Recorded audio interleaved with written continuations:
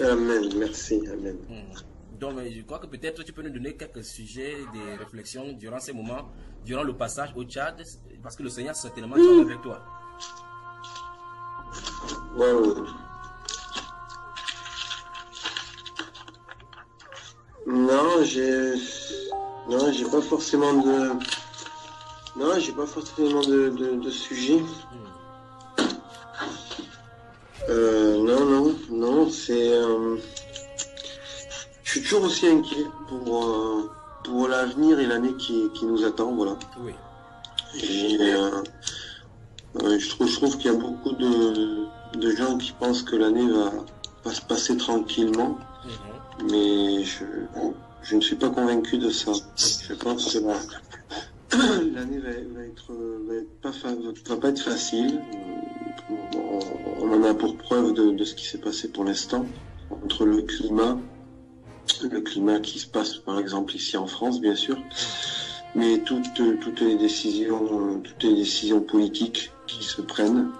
Voilà, je trouve que les gens ne réagissent pas, acceptent un peu trop facilement ce qui se passe dans chaque pays. Hein. Moi, j'étais au Tchad. Il y a beaucoup de manifestations parce que le carburant est devenu cher. Et il y a beaucoup de manifestations parce que les fonctionnaires, les professeurs des écoles, tout ça ne sont pas payés.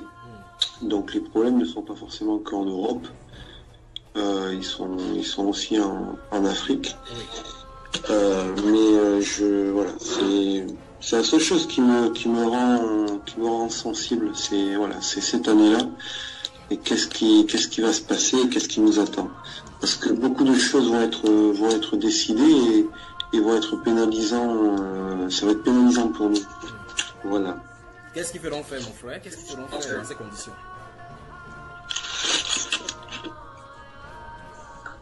Pardon? Qu'est-ce qu'ils feront faire donc devant ces situations que tu décris?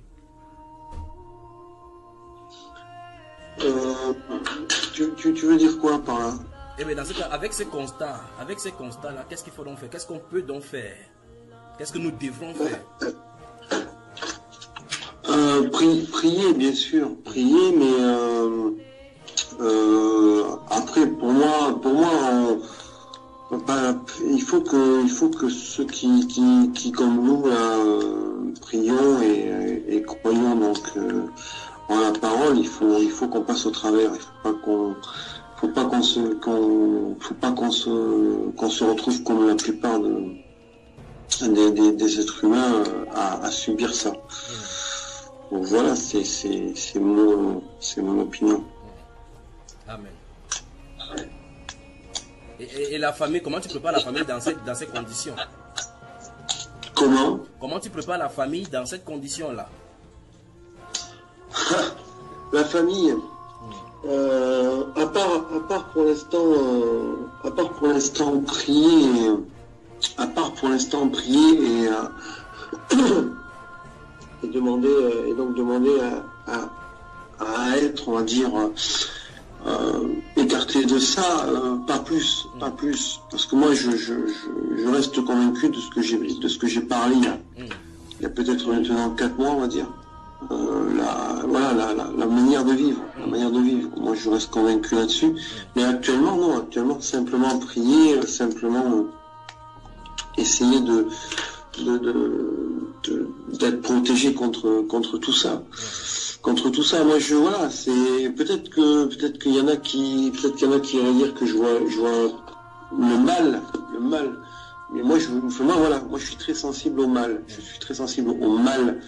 dans tous les sens, au sens propre, et je reste convaincu que toute décision qu'on prend de la France, parce que moi on est en France là actuellement pour ma part, toutes les décisions qu'Emmanuel Macron prend, beaucoup de gens peuvent penser que c'est pas méchant, c'est faux. C'est comme une araignée. La toile d'araignée continue à se tisser.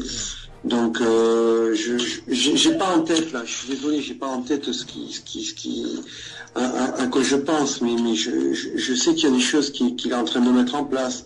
Il est en train de convaincre les gens, etc., etc. Là, par exemple, un cas concret. Tout le monde critique la SNCF. Tout le monde critique la SNCF. Tout le monde critique cette entreprise qui appartient au pays. Ils annoncent des chiffres énormes pour montrer aux gens que c'est grave et tout. Il y a des gros problèmes de train, il y a des gros problèmes d'horaire et tout.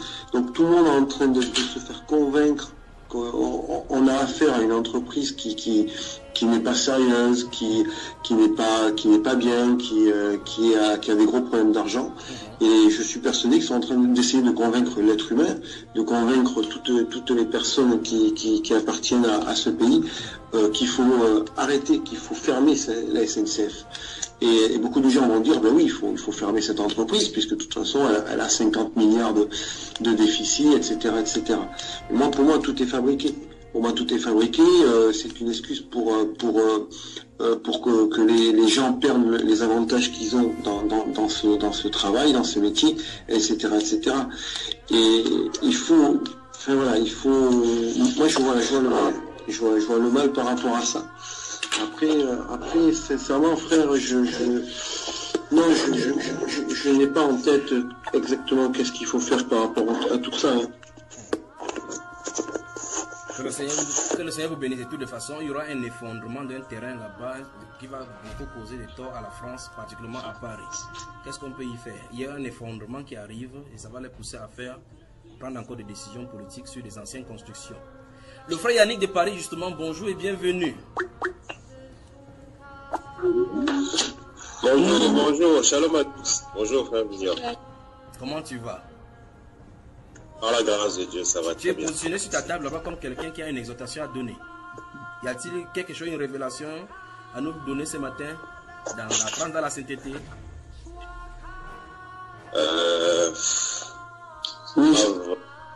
Pas vraiment. Oui, frère Mamadou, on t'écoute.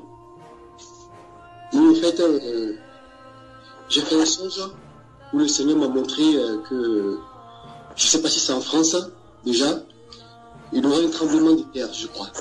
Je ne sais pas si c'est en France, mais j'étais dans le même pays, dans ce pays-là, oui, où ça s'est passé après. Oui. Quand il parlait d'effondrement, c'est ça qui t'a rappelé cela? Oui. Il y a un affaissement d'un endroit, ça va vraiment créer des problèmes. Oui, continue ton... Et j'ai vu un autre aussi, une autre vision où il y aura une épidémie, oui, une maladie, je ne sais pas c'est quoi, où ils vont appeler les gens à aller se vacciner. Mais je ne sais pas, c'est le Seigneur qui va délivrer les gens, mais ils vont appeler les gens à aller se faire vacciner. Voilà. Et c'était où? Là, tu as une idée de la zone? Je sais pas, j'ai pas vu, mais je sais pas si c'est en France ou en Afrique, mais il y aura un truc comme ça qui va se passer. Un truc de vaccination où je sais peut-être qu'ils vont demander aux gens d'aller se vacciner pour les je sais pas si c'est pour leur filer d'une maladie, mais je sais pas. Mais je sais qu'il y aura quelque chose qui va se passer, mais il y aura une épidémie. Oui. La sœur Angoba, bonjour et bienvenue. Pour ajouter quelque chose à ce que tu as dit. Mon frère, permets-moi de dire bonjour à ma soeur d'abord, on arrive. La sœur Anne, bonjour et bienvenue. Bonjour ma frère et sœur. Merci. Ça va? Oui, ça va. Mais ça fait longtemps que tu ne m'as pas cherché. Ah, mais souvent, bon, je sais pas. Tu as raison. Et mais ma soeur dit qu'elle-même, elle ne me cherche pas. Non, mais c'est pas aussi facile de ta part. Ne me vacille, non, je te vois là maintenant, on se voit. Non, ah, d'accord. Moi, oui, t'es pas là. Alors, Vili Châtillon, vous avez l'antenne. Oui. Merci, Frère Junior. Non, c'était juste pour ajouter par rapport à l'épidémie dont tu parles. En fait, ils sont déjà en train d'instituer des lois ici pour imposer la vaccination, en fait. Donc ça c'est débat à l'Assemblée. Je crois que c'est même déjà voté. Donc on va imposer la vaccination aux gens. Donc que tu le veuilles ou pas, il faudrait qu'on te vaccine. Vous êtes mal barré alors. C'est un peu ça. Qu'est-ce qu'ils feront faire, mon frère? Junior. Oui. Le songe que j'ai vu, c'était sur le Cameroun en fait. Encore nous. Donc, il y a de cela, je crois que c'est 2-3 jours. La seule folle d'étude, l'enfant veut prêcher. Coupe d'abord ton micro, on écoute d'abord la révélation. Parce qu'on dit que s'il y a des révélations, que les autres se taisent pour que la révélation soit donnée.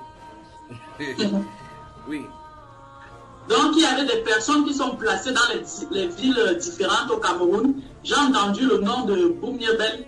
Je ne connais pas la ville, mais mon mari m'a dit que c'est à l'entrée de Douala. Donc, apparemment, il y a des gens, j'ai aussi entendu Maroua, le Nord et tout ça. On m'a cité plein de villes au Cameroun où les gens sont placés et qui attendent juste le feu vert. Donc, toutes ces personnes ont déjà encerclées, sont déjà placées dans différentes villes et ils attendent juste le feu vert pour commencer ce qu'ils ont à faire en fait. Donc je me suis levé parce que tu étais dans ce songe-là et tu posais les questions et on répondait. Donc il y a eu tout ça, donc toi-même tu étais là, tu écoutais. Et je me suis levé en fonction, je tremblais. Tellement ce qui va se passer sera fort, quoi.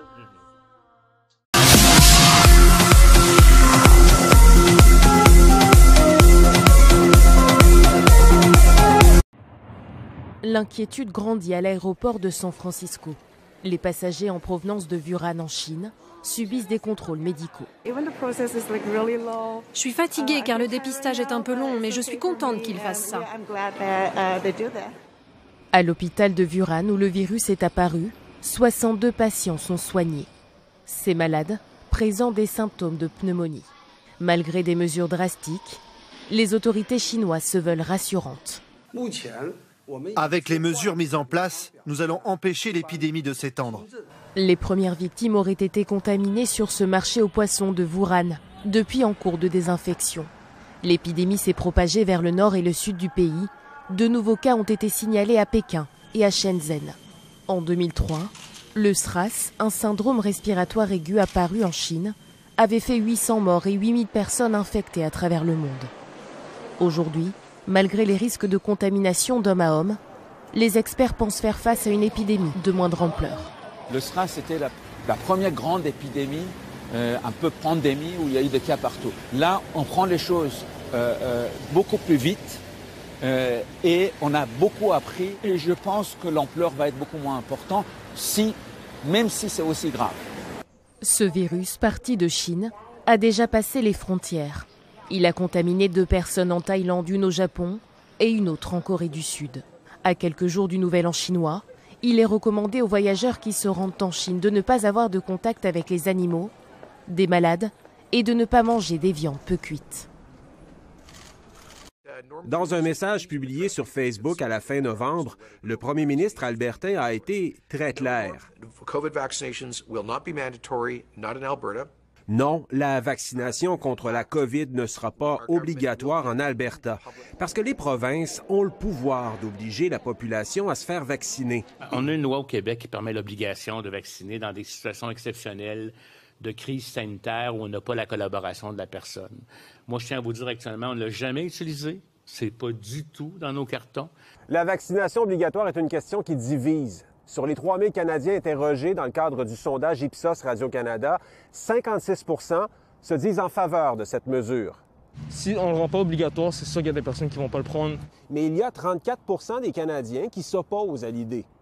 J'aime pas ça quand c'est obligatoire. Obliger les gens à faire quelque chose, on va se ramasser avec un autre problème. La vaccination obligatoire est une solution dangereuse, de dernier recours, disent les experts. C'est, à mon avis, l'option nucléaire. On va à l'extrême. Une telle mesure risquerait d'ébranler encore plus la confiance à l'égard du vaccin. Ça risque à faire braquer les gens. Que les gens vont dire non parce que c'est obligé. Ça alimente des théories de complot ou juste une méfiance dans les acteurs de santé publique. Donc ça, c'est hyper dangereux. Si la vaccination obligatoire ne semble pas une option, pourrait-on limiter certaines activités uniquement aux gens vaccinés? Les voyages, par exemple. 60 % des Canadiens seraient d'accord à ce que seules les personnes vaccinées puissent prendre l'avion. Moi, je dirais oui pour l'avion. Tu sais, aller voyager, des trucs comme ça, je dirais que oui. En Australie, le patron de la compagnie aérienne Qantas a déjà annoncé que le vaccin sera obligatoire pour tous les voyageurs étrangers. Autre industrie durement touchée par la crise, le monde du divertissement. À Saint-Jérôme, le théâtre Gilles Vigneault n'a accueilli qu'un seul spectacle avec public en 9 mois. Puis ce qui nous a fait le plus mal dans l'année actuelle, c'est tous les shows qu'on avait mis en vente. Pourrait-on rouvrir les salles aux gens vaccinés seulement? 56 % des Canadiens sont d'accord, mais le directeur général du théâtre doute que ce soit une bonne idée. On tombe dans une logistique qui pourrait avoir l'air assez simple, mais qui peut être assez lourde, en fait. Contrôler les gens à quel moment, à l'achat de billets, au moment où ils rentrent ici. Ça pose encore une fois des questions éthiques. S'il vous plaît, on garde une distance avec les adultes. Pour ce qui est des écoles, 59 % des Canadiens pensent que la vaccination devrait être obligatoire pour aller en classe. Mais des médecins, comme la Dr Quash, sont clairement contre l'idée. En tout cas, pour l'école, certainement pas, là, parce que les enfants ont peu de risques de maladies sévères. Il y a aussi une majorité de Canadiens qui croient que le vaccin devrait être obligatoire pour aller travailler au bureau. En principe, on ne peut pas forcer une personne à se faire vacciner. Le président de la CSN rappelle que l'employeur n'a pas le droit d'imposer la vaccination. Mais en même temps, on pourrait parler d'obligation morale pour la population en général. Dans certains milieux de travail, comme dans le secteur de la santé, refuser de se faire vacciner pourrait entraîner des sanctions. En 2009, le tribunal a donné raison à l'employeur d'une infirmière de Rimouski qui a été suspendue sans salaire pour avoir refusé d'être vacciné contre le H1N1. Ici Vincent Maisonneuve, Radio-Canada, Montréal.